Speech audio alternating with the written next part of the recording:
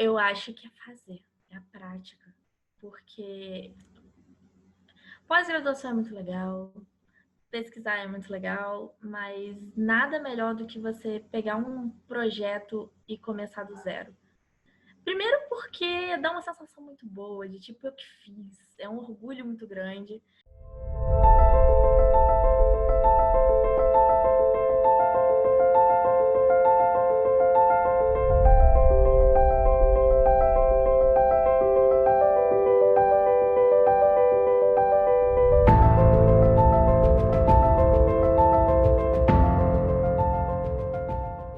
Olá, seja bem-vindo ao Elo Science. Aqui, durante todas as semanas, teremos conteúdos exclusivos para você que quer aprender, praticar e dominar Data Science. E hoje nós estamos entrevistando a Mariana.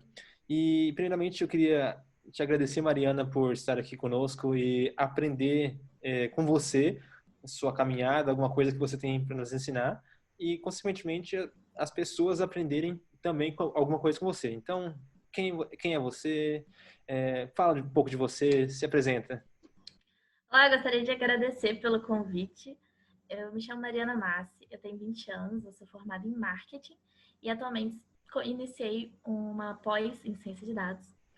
Eu comecei a ter interesse em ciência de dados recentemente, então eu sou uma iniciante na área Sim. e eu estou cada vez mais me apaixonando e querendo saber mais, mais, mais. Então, eu acho que é isso. Eu acho que, por enquanto, eu sou uma profissional de marketing que está iniciando a carreira em ciência de dados. Tá, muito interessante. Tá, a primeira dúvida que surgiu agora na mente foi como que você se interessou por Data Science? Porque eu acho que marketing não tem pouco a ver ligado com dados. Tem a ver, mas eu acho que tem pouco. Tem até demais. Só que as pessoas não veem dessa forma. Outra coisa interessante, mas vamos lá. Como que você se interessou realmente por Data Science no marketing? Eu iniciei um estágio no fim do ano passado e lá eu fazia muitas análises pelo Excel. Eu tinha que analisar a concorrência, tinha que analisar alguns produtos da empresa e isso eu usava o Excel demais. De repente eu comecei a perceber como eu podia melhorar essas análises usando fórmulas do Excel. Interessante. Aí eu comecei a automatizar uma coisa ali, outra aqui, de repente eu comecei a pensar, eu gosto muito de fazer isso. Eu gosto muito de análise, eu gosto muito de automatizar, de fazer isso de uma forma melhor. E aí eu comecei a conversar com uma galera de TI, só que uma galera específica, a galera de BI. Uhum, Eles só estavam próximo da galera de marketing. uhum. E aí eu fiquei, cara, que interessante isso. Já tinham me falado de BI antes, mas eu não tinha ido ao fundo, não tinha pesquisado nada sobre isso. Então eu fui falar com a galera que é realmente profissional. Sim. Eles me indicaram vários cursos, Udemy e etc, baixar o Power BI. E eu achei muito maneiro, pesquisei muito. Então, eu terminei o meu curso de marketing já pensando em fazer algo em BI. Mas pesquisando sobre BI, eu descobri ciência de dados. Eu não me lembro exatamente, mas foi literalmente pesquisando como se tornar um profissional de BI e tudo mais, apareceu ciência de dados. O que é ciência de dados? Nunca tinha ouvido falar. Nunca. Não era uma área que eu conhecia. Então, foi esse ano que eu comecei a pesquisar sobre ciência de dados. No início da quarentena, eu recebi um e-mail do IBMR, que é uma universidade do Rio, que é onde eu sou, que eles estavam tendo muitos cursos gratuitos para diversas áreas. Eles estavam fazendo isso porque a galera tinha ficado em casa, quarentena, então eles começaram a fazer essa divulgação dos cursos gratuitos deles. E um dos cursos era comunicação, internet das coisas e ciência de dados. Falei, caramba, tudo que eu queria.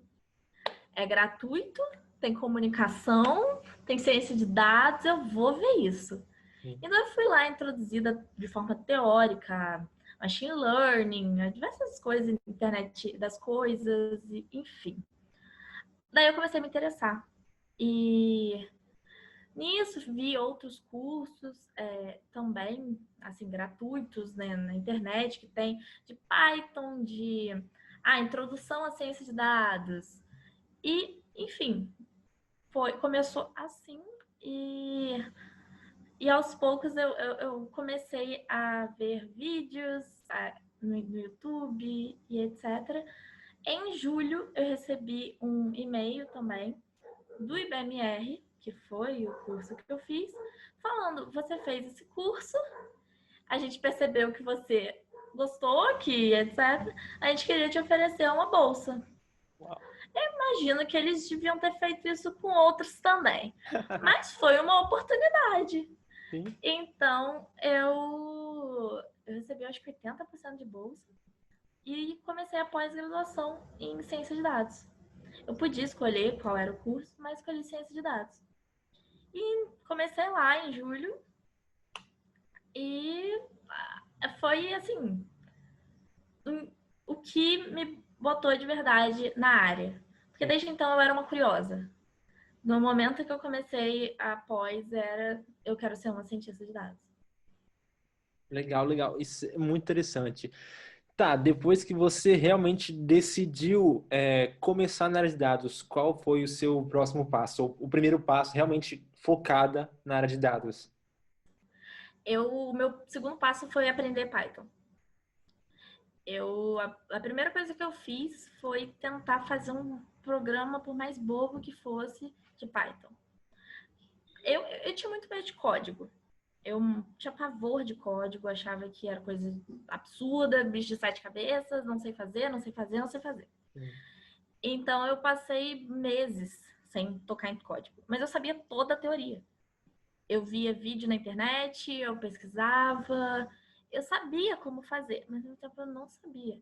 Eu sabia o que era if, o que era else, eu sabia o que era print, eu sabia o que era...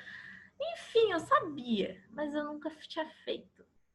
Então um dia, eu acho que em setembro, eu decidi. Eu tava com o meu namorado, ele é programador, e a gente tava estudando. E aí eu pensei, cara, eu preciso aprender alguma coisa. Começou a passar. Eu descobri um canal no YouTube, por conta do LinkedIn, que ensinava. E aí eu falei, eu vou assistir isso. Vou assistir isso e eu vou tentar. Eu comecei a assistir sobre introdução a Python, fiz um código bobo, de repente eu comecei a querer fazer sozinha, e comecei a me interessar mais. Porque quando a gente começa na teoria, tudo muda. Tudo, Sim. assim, é quando começa, de fato, tudo.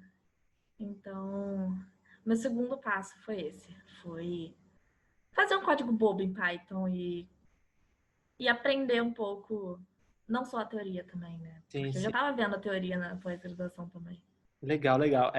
Agora, uma outra dúvida. Por que você escolheu especificamente Python, sendo que a gente tem outras possibilidades de linguagem, como R, Julia, Scala? E por que especificamente Python? Eu acho que é porque é a que eu mais vejo falar. Hum, Quando eu comecei a pesquisar ciência de dados, eu encontrei uns influencers que falavam, eu encontrei páginas, artigos, e todos falavam de Python. Ninguém falava de R. Admito que eu fui conhecer R vendo o que as vagas estavam pedindo. Eu nem sabia, eu não conhecia. Então, acho que porque todo mundo falava de Python, eu decidi fazer Python e R meio que eu pensei, eu faço depois. sim. E então, minto. Meu primeiro interesse foi SQL. Interessante. No ano passado, eu ainda nem tinha me formado em marketing, mas já tinha muito interesse em BI, etc. E eu via que as vagas de BI pediam SQL. Então eu já estava no plano de aprender SQL. Acabou que eu ainda não sei, mas pretendo. Mas eu tive interesse de SQL antes, mas eu não cheguei a fazer. Meu primeiro contato foi com Python. Sim, sim, muito. Essa- É, SQL hoje é uma das linguagens mais de data de banco de dados mais utilizadas, se não a maior. E realmente para quem quer estar na área de dados, ele precisa ter uma noção mínima, pelo menos, de SQL. Então, esse seu interesse no começo já foi muito interessante, porque realmente é uma coisa que necessita. Outra coisa que eu queria saber, depois disso, depois de começar a aprender Python, é como que você se preparou para começar a realmente entrar em ciência de dados? Porque Python é basicamente uma entrada, a porta de entrada para a ciência de dados. A partir desse momento, qual foi a sua escolha, qual foi o seu caminho? Eu acho que foi iniciar. Eu acho que foi me inscrever na imersão de dados. Eu acho que foi isso que foi realmente realmente o que me botou cientista de dados. Porque, como eu falei, a pós era muito teoria. Sim. E tudo que eu tinha feito era um Python simples que não necessariamente tinha a ver com dados. E no imersão eu comecei a usar um dataset, etc. Que eu ainda não tinha feito isso, eu ainda não tinha feito nenhum tipo de análise. Eu nunca tinha plotado um gráfico na vida. Então, eu acho que foi aí que eu tive contato direto com Python e ciência de dados ao mesmo tempo. Tá, E, ou seja, 2 semanas atrás. sim, legal. É, sobre a imersão, esse programa que você participou, qual, na sua opinião, foi o ponto auge para o seu desenvolvimento? Que você falou, olha, é realmente isso que eu quero para minha vida e eu sou boa nisso. Na segunda aula, no segundo dia, na terça-feira. Porque a gente já tinha começado a fazer algumas coisas, alguns gráficos e tudo mais. E de repente eu decidi fazer por mim. No segundo dia, eu decidi fazer um estudo social sobre as minorias do Enem de 2019, que era o dataset que a gente estava usando. Sim, E eu fiz por mim, não foi pedido pela galera do Imersão, foi algo meu. Eu já estava com vontade de fazer isso desde o primeiro dia, mas eu não sentia segurança. De repente eu falei, eu preciso fazer isso. Então eu fiz um collab com os boxplot falando de raça, cor e raça, renda, gênero, pessoas especiais, alunos especiais do Enem. E começou aí. Eu queria mostrar um pouco como era a relação dos candidatos do Enem com essas características. E aconteceu que interessou a galera. Eu estava assistindo uma live do Imersão, né? sim. E eles comentaram de uma menina que ela tinha também feito algo parecido. Ela postou um gráfico no LinkedIn e falou sobre. E eu pensei, cara, eu fiz algo bem parecido. Eu espero que eles se interessem.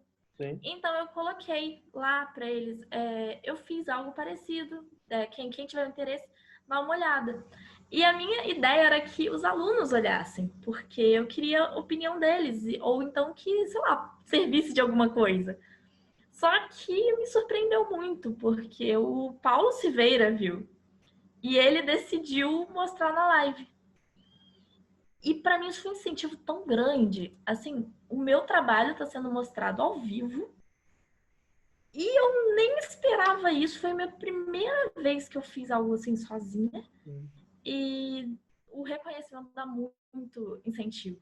E um monte de gente começou a falar comigo de, nossa, foi muito interessante. Depois da live, eles foram pro Discord e começaram a discutir sobre isso. Eu nem sabia que isso estava acontecendo no Discord.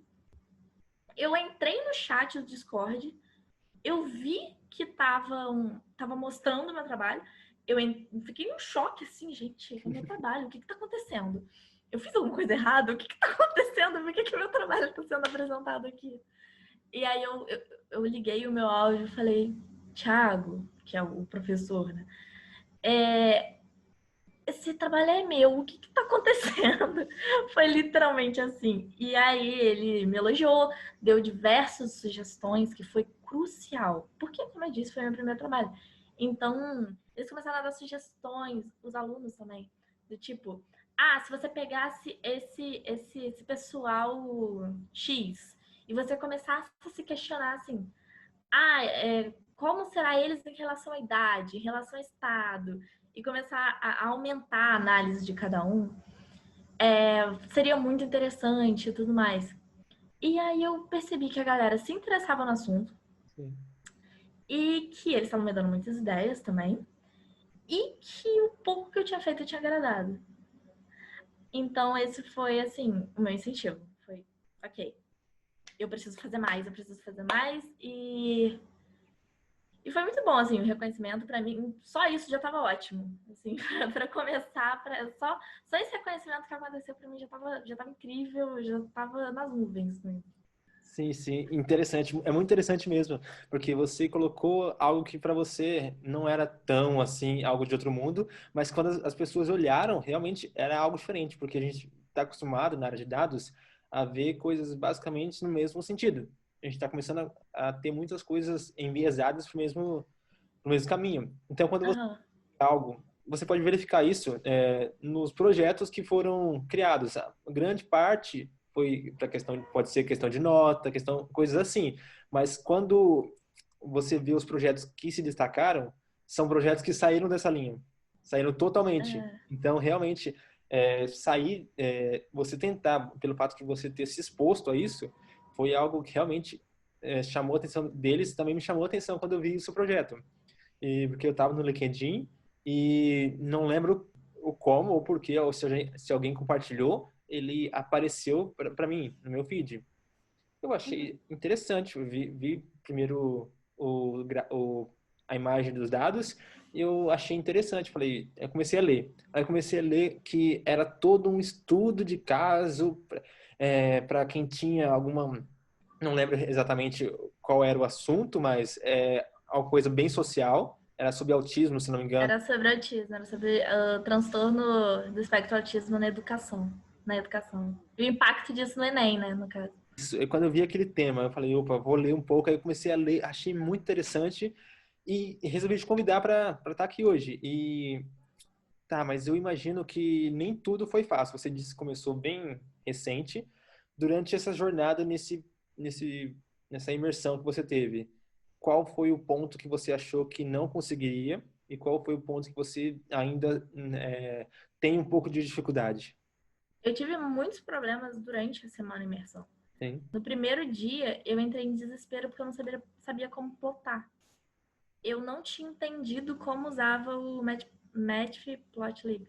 isso. Eu nunca tinha ouvido falar nisso. E todo mundo parecia que sabia.